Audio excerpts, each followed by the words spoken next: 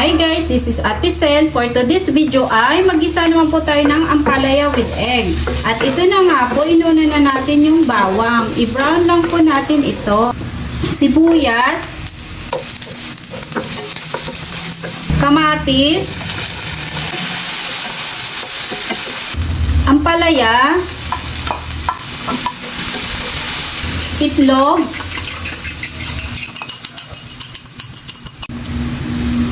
haluin lang ng very light.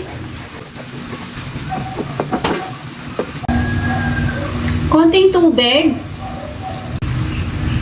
Paminta powder. Liquid seasoning. Konting patis. Huwag kalimutan tikman para ma-adjust yung lasa kung may kulang. Okay na siya guys kasi gusto ko sa ampalaya medyo hilaw siya. Yung crunchy, kaya alis na po yan.